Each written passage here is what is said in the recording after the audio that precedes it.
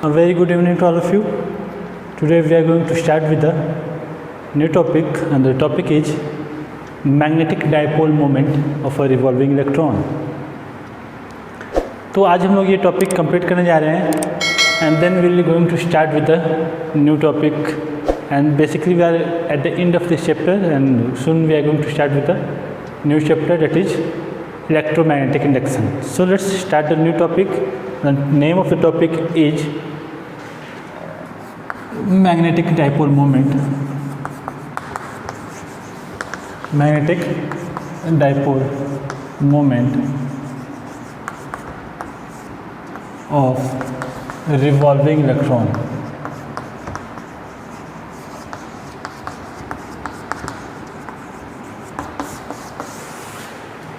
Before we start the topic, हम लोग थोड़ा सा पहले के कॉन्सेप्ट्स याद कर लेते हैं. तो अगर हमें कॉन्सेप्ट्स को याद है, पहले के कॉन्सेप्ट्स अगर आपको याद हैं तो इसमें ध्यान होगा कि अगर कोई लूप में करंट जा रहा था तो मैग्नेटिक डाइपोल मोमेंट उस लूप का था I into A. ठीक है. The magnetic dipole moment of a loop was found to be m equal to I into A, where I was the current in the loop and A is the area of the loop. Okay, and if the loop has the n number of turns, then it was m equal to NIA. So m equal to NIA, that is the magnetic dipole moment of a revolving electron in a loop. Sorry, current carrying wire का अगर current carrying loop है तो उसका magnetic dipole moment होता है. तो ये हमारा मैग्नेटिक डाइपोल मोमेंट हो गया किसी भी करंट कैरिंग लूप का. अभी हम लोग को क्या करना है, तो हम लोग को फाइंड आउट करना है. तो क्या, तो हमको फाइंड आउट करना है what is a magnetic dipole moment for a revolving electron. What if a electron is revolving in a closed loop? In that case, how we can find the magnetic dipole moment? So to find the magnetic dipole moment in such case, what we can do basically, magnetic dipole moment क्या होता है, तो m equal to होता है NIA. So m equal to NIA, simply याद रखना है m equal to NIA, where n is the number of turns, I is current and A is area of the loop. So that can be also written as m equal to n into I into pi r square. तो ये हमारा magnetic dipole moment हो गया revolving electron का. ठीक है, आगे बढ़ते हैं. अब तो हमको इलेक्ट्रॉन का magnetic dipole moment find out करना है. इलेक्ट्रॉन का magnetic dipole moment find out करना है. तो कैसे हम लोग इलेक्ट्रॉन का magnetic dipole moment find out कर सकते हैं. तो इलेक्ट्रॉन का magnetic dipole moment find out करने के लिए हम सबसे पहले क्या देखते हैं, तो थोड़ा सा हम चलते हैं concept in the concept of wire में क्या हो रहा था भाई. तो वायर की केस में अगर हम बात करें तो वायर को हम बैटरी से अगर हम जोड़ देते हैं तो in that case what is going to happen, अगर ये पॉजिटिव टर्मिनल है, नेगेटिव टर्मिनल है, ये हमारा कोई वायर है, तो इसमें इलेक्ट्रॉन्स का फ्लो होना स्टार्ट कर दे रहा था. ये तो पता है सबको. The electron start to flow in a wire if we can add the wire with a battery. If we can add that wire with a battery, the electron start to flow in the circuit. Electrons flow करना शुरू कर दे रहे थे. किधर से किधर कर रहे थे, तो नेगेटिव टर्मिनल से पॉजिटिव टर्मिनल की तरफ the electron start to flow. But what is the actual direction of current in that case?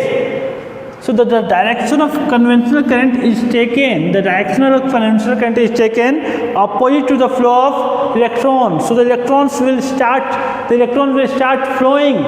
The electron will start flowing in the direction negative to positive terminal, but the direction of conventional current will be taken from positive to negative terminal. तो electrons का flow का direction होगा plus से minus की तरफ, जबकि current का flow का डायरेक्शन होगा प्लस से माइनस की तरफ, and that is basically the direction of flow of positive charge. Okay, plus charge के फ्लो का हम लोग कन्वेंशनल करंट का डायरेक्शन भी हम लोग मानते हैं. और इलेक्ट्रॉन का जिधर फ्लो होता है, इलेक्ट्रॉन का जिधर मूवमेंट होता है, करंट का मूवमेंट इलेक्ट्रॉन के मूवमेंट के जस्ट अपोजिट होता है. ठीक है. तो हमको क्या करना है, तो हमको इलेक्ट्रॉन का magnetic dipole moment find out करना है। तो चलते हम लोग इलेक्ट्रॉन का मैग्नेटिक डाइपोल मोमेंट को फाइंड आउट करने के लिए, ठीक।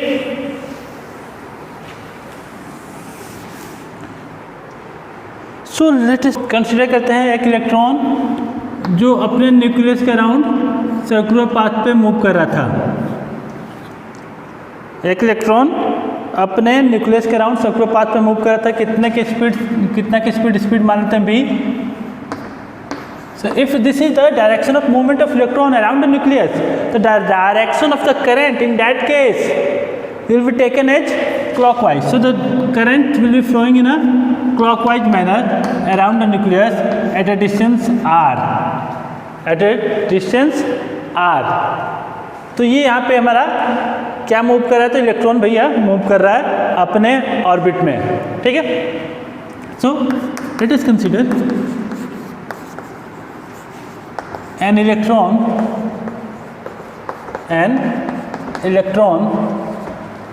is moving in a circular path,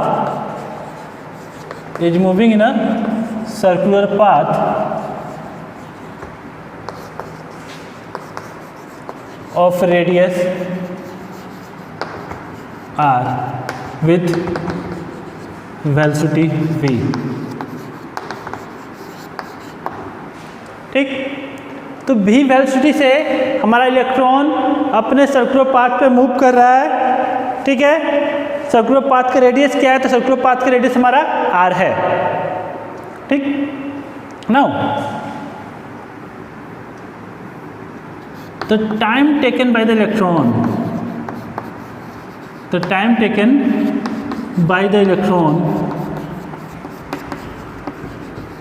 to complete one rotation,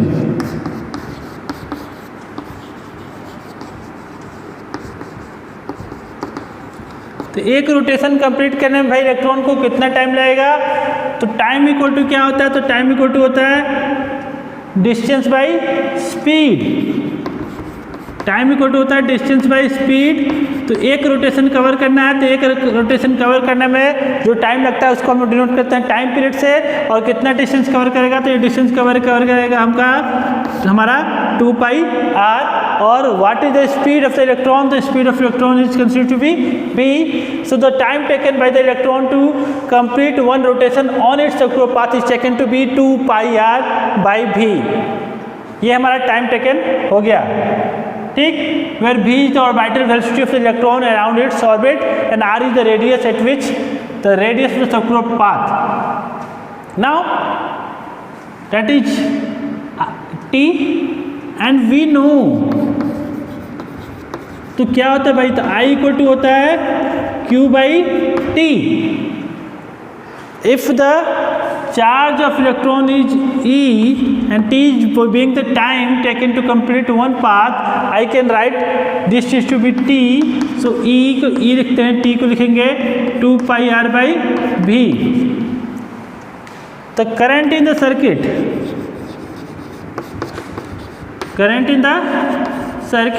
हमारा सर्किट के अंदर करंट कितना आ गया, तो सर्किट के अंदर करंट आ गया I equal to E B by 2 pi r।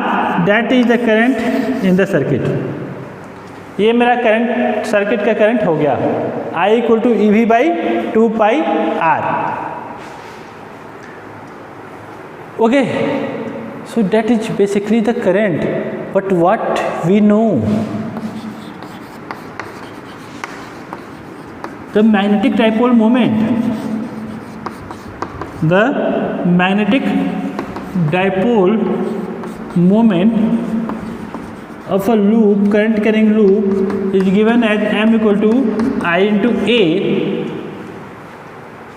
ये तुमको पता है ना मैग्नेटिक डाइपोल मोमेंट क्या होता है, तो I into a होता है। I तो हमारा आ गया E B by 2 pi r, और a को हम लोग a लिख लेते हैं। तो मैग्नेटिक डाइपोल मोमेंट हमारा E B A by 2 pi r। आगे बढ़ते हैं भाई।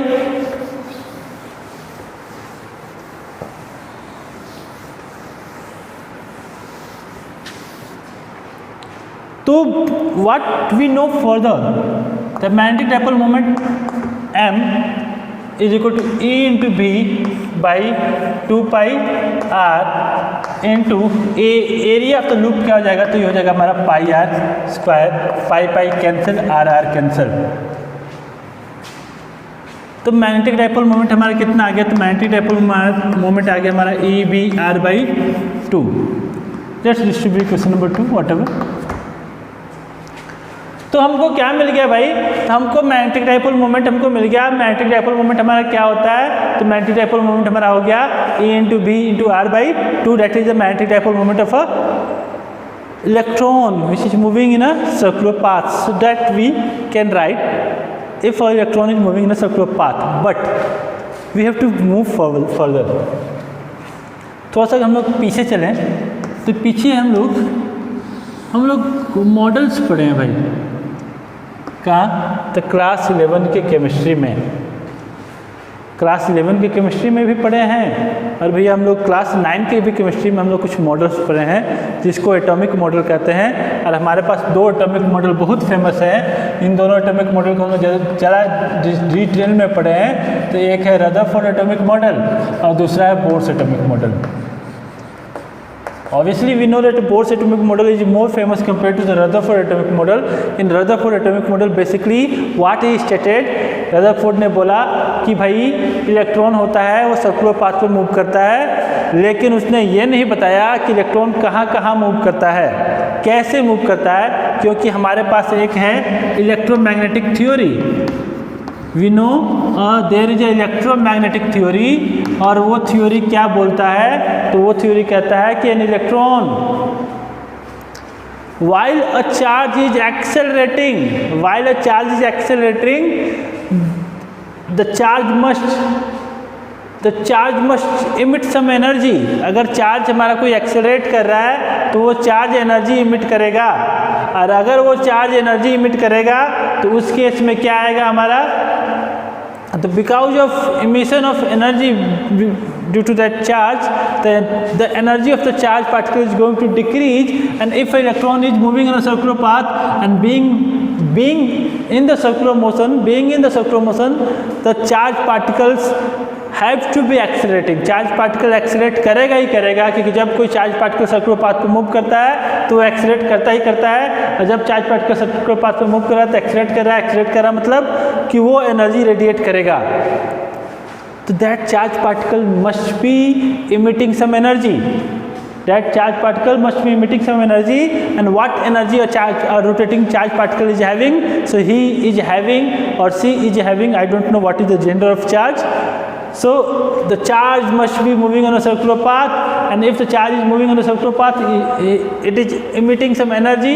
और अगर एनर्जी इमिट कर रहा है तो क्या होगा, एनर्जी कम होगा तो क्या होगा, तो ये चार्ज पार्टिकल धीरे धीरे घूमते अपने न्यूक्लियस पे जाके गिर जाएगा। क्यों गिर गया भाई, ये क्यों नहीं सर्वाइव कर पाया, क्योंकि इसका एनर्जी कम हो रहा था। तो ये लोगों ने क्वेश्चन उठा दिया रदरफोर्ड से कि अगर ऐसा पॉसिबल है, अगर ऐसी बात है, तो चार्ज पार्टिकल तो भाई सर्कुलर पाथ पे सर्कुलेट होते स्पाइरल इन्वर्ट करते जाके न्यूक्लियस पे गिर जाएगा।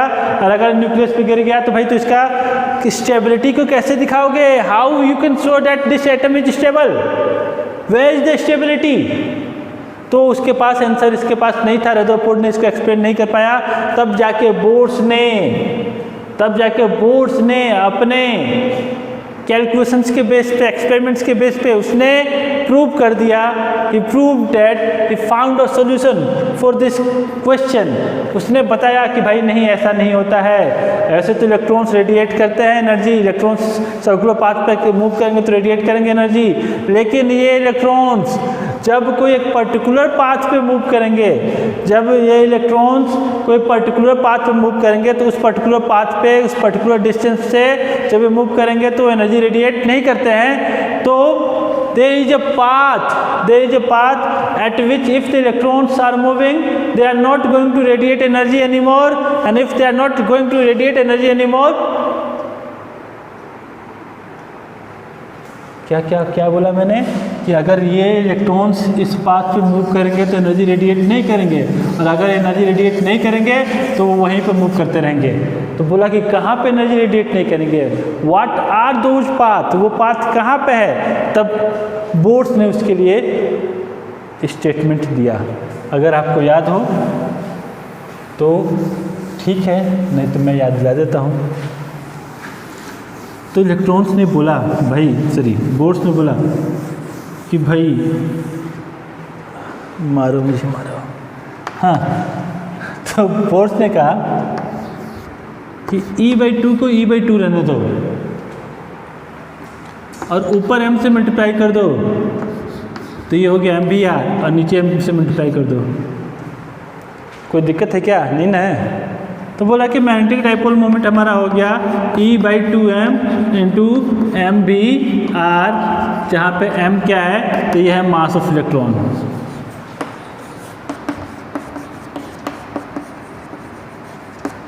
ठीक, तो हमारा m इक्वल टू आ गया E/2m into MBR। Now according to Bohr's postulate,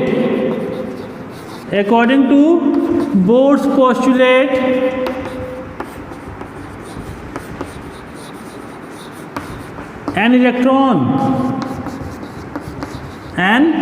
electron can move only on those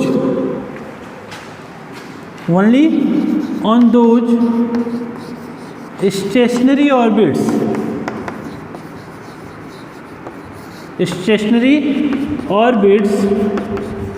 for which the angular momentum of electron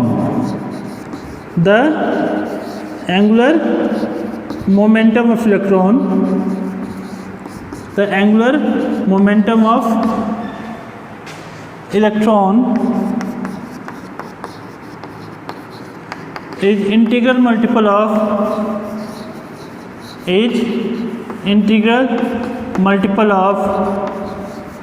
h/2 pi। तो बोला क्या कि इलेक्ट्रॉन्स उसी पाथ पे मूव कर सकते हैं। इलेक्ट्रॉन कहीं भी नहीं मूव करते रहता है, उसका एक फिक्स पाथ होता है, और वो पाथ कहाँ होता है, तो बोल रहा है कि वही पाथ पे इलेक्ट्रॉन्स मूव कर सकते हैं जहाँ पे इलेक्ट्रॉन का एंगुलर मोमेंटम क्या होता है, तो एंगुलर मोमेंटम हमारा होता है m into v into r, that is the angular momentum of orbiting electron. और कोई भी चीज़ का एंगुलर मोमेंटम हो गया तो हमारा एंगुलर मोमेंटम इक्वल टू क्या होगा, तो इंटीग्रल मल्टीपल होगा किसका, तो इंटीग्रल मल्टीपल होगा h/2 पाई का, जहाँ पे n इक्वल टू क्या हो गया, तो 1 2 3 एंड सो ऑन, और h क्या हो गया, तो h हो गया प्लैंक्स कांस्टेंट। तो लोगों ने, बोर्स ने बोला कि इलेक्ट्रॉन कहीं भी नहीं मूव करता रहता है। ऐसा आप लोग मत सोचिए कि इलेक्ट्रॉन कहीं भी मूव करना शुरू कर देगा। तो इलेक्ट्रॉन कुछ फिक्स पाथ पे ही मूव करता है, और वो पाथ क्या होता है, तो वो पाथ होता है कि MBR equal to NH/2 pi. Electron उसी पाथ पे मूव करेगा जहाँ पे उसका एंगुलर मोमेंटम h/2 पाई का इंटीग्रल मल्टीपल होगा, यानी n इक्वल टू 1 2 3 4 5 6, यही पाथ पे इलेक्ट्रॉन्स मूव कर सकता है। तो इलेक्ट्रॉन वहीं मूव करेगा और कहीं मूव नहीं करेगा। और जब इलेक्ट्रॉन्स इस पाथ पे मूव करते हैं तो एनर्जी रेडिएट नहीं करते हैं, और इन ऑर्बिट्स को हम लोग बोलते हैं स्टेशनरी ऑर्बिट्स।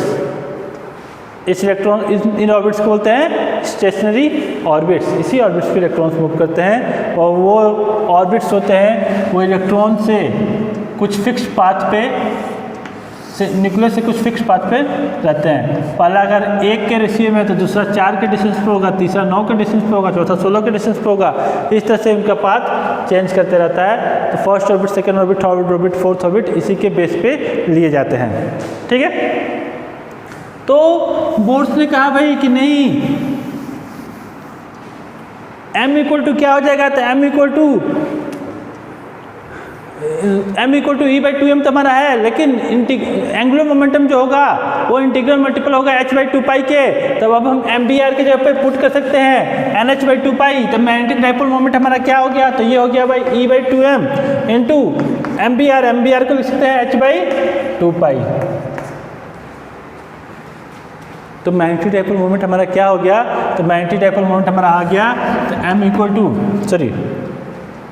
NH/2 पाई। तो m इक्वल टू आ गया n into EH by 4πm. So that is basically the magnetic dipole moment of a revolving electron.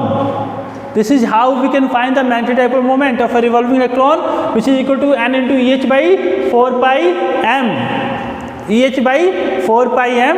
This is how we can find the magnetic dipole moment of a revolving electron. Clear?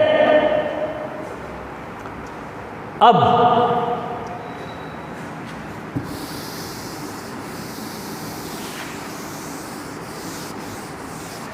इसके आगे चलते हैं थोड़ा सा. What is the minimum magnetic dipole moment of electron? What is minimum magnetic dipole moment of electron? So the minimum magnetic dipole moment हमारा जो हो जाएगा वो हो जाएगा for n equal to 1 और ये हमारा हो जाएगा m equal to EH by 4πm. So the minimum magnetic dipole moment of electron is found to be EH by 4πm. Minimum magnetic dipole moment हमारा हो गया, जो कि हमारा हो गया m equal to EH by 4πm. ठीक, now value put कर देते हैं. हमारा m इक्वल टू आ गया E की वैल्यू है 1.6 इंटू 10 power minus 19. h equal to होता है प्लैंक्स कांस्टेंट, जिसका वैल्यू होता है 6.63 इंटू 10 power minus 34 joule per joule second by 4 का 4 पाई का हो गया 3.14 इंटू मास ऑफ इलेक्ट्रॉन कितना होता है? तो ये होता है 9.1 इंटू 10 पावर माइनस 31. भाई इतना कैलकुलेशन करते रह जाओगे, पर सिंपली अगर हम देखना चाहते हैं कि magnetic dipole moment find out करना है, तो हम अगर ये पूरा फिक्स वैल्यू जो कि कांस्टेंट वैल्यू है, ये तो चेंज होने वाला नहीं है, बस चेंज क्या हो सकता है? तो n चेंज होगा. तो इसीलिए हम लोग ये पूरा फिक्स वैल्यू का वैल्यू निकाल लेते हैं और इस वैल्यू को एक नाम दे देते हैं. इस वैल्यू को हम लोग बोलते हैं म्यू बी. इस वैल्यू को नाम देते हैं म्यू बी. और म्यू बी का वैल्यू कितना आता है? तो म्यू बी का वैल्यू आता है हमारा 6.27 इंटू 10 power minus 24 ampere metre square, which is जहाँ पे म्यू बी को क्या बोलते हैं? तो इसको बोलते हैं बोर्स मैग्नेटॉन. तो ये फिक्स वैल्यू हम लोग निकाल लेते हैं. तो इससे फ़ायदा क्या हो जाता है हमारा कि जब भी हमको magnetic dipole moment of electron find out करना होगा, तो मैग्नेटिक डाइपोल मोमेंट हमको बोर्स मैग्नेट्रॉन का वैल्यू पता है. अब हमको सेकेंड ऑर्बिट में अगर इलेक्ट्रॉन का हमको magnetic dipole moment find out करना है, तो हम क्या करेंगे? तो n का वैल्यू सिंपली 2 पुट कर देंगे. तो हमारा सेकेंड ऑर्बिट में मैग्नेटिक डाइपोल मोमेंट क्या हो जाएगा? तो अगर हमारा इलेक्ट्रॉन सेकेंड ऑर्बिट में है तो n का वैल्यू 2 हो जाएगा. तो 2 into EH by 4πm. Third orbit में होगा तो क्या हो जाएगा? तो m equal to 3EH by 4πm. तो हम m के वैल्यू पुट करते जाएंगे, m के वैल्यू पुट करते जाएंगे, मैग्नेटिक डाइपोल मोमेंट निकलते जाएगा. m के वैल्यू पुट करते जाएंगे, मैग्नेटिक डाइपोल मोमेंट निकलते जाएगा. So this is how we can find out the magnetic dipole moment of a revolving electron which is moving in certain orbits. ठीक है, तो this is it. This is how we can find out the magnetic dipole moment of a magnetic dipole moment of a revolving electron. ठीक है, अब आगे हमको क्या जानना है? तो हमको अगला टॉपिक जो है उसमें हमको प्रूव करना है कि हमारा जो सोलेनॉइड होता है वो बार मैग्नेट के इक्विवेलेंट होता है. हमारा जो सोलेनॉइड होता है वो बार मैग्नेट के इक्विवेलेंट होता है. तो बार मैग्नेट के इक्विवेलेंट कैसे कर सकते हैं? तो सबसे पहले हमको जानना होगा मैग्नेटिक, थोड़ा सा याद करते हैं हम लोग डाइपोल के केस में. तो ये हमारा Q था, ये हमारा माइनस Q था, प्लस Q, लेंथ था बीच का 2L. तो उस केस में इलेक्ट्रिक फील्ड इंटेंसिटी जो हमारा आया था कहाँ पे? तो एक्सियल पोजीशन पे. तो कितना आया था? तो इलेक्ट्रिक फील्ड इंटेंसिटी हमारा एक्सियल पोजीशन पे आया था 2p by 4 epsilon not r cube. ये था electric dipole moment of the axial position. Now हमारा जो बार मैग्नेट है वो बराबर होता है किसके, तो सोलेनॉइड के। तो अगर हम इसको m और माइनस एम और प्लस m कंसीडर कर लें, जहाँ पे m और माइनस m और प्लस m क्या है, तो ये पोल स्ट्रेंथ है और इसका लेंथ हम लोग 12 कंसीडर कर लें। उस केस में अगर हम इसका मैग्नेटिक डाइपोल मोमेंट निकालना, तो मैग्नेटिक डाइपोल मोमेंट हमारा सिंपली क्या हो जाएगा, m इक्वल टू होता है हमारा m इंटू 12। ठीक, now in that case we can find the magnetic field intensity on the axial position और and on the equatorial position, and the magnetic field intensity on the axial position and the equatorial position can be find out in the similar manner. Actually इसका हमको proof पढ़ना रहता था, लेकिन इस तरह से ये हटा दिया गया है। The magnetic field on the axial position is found to be 2m by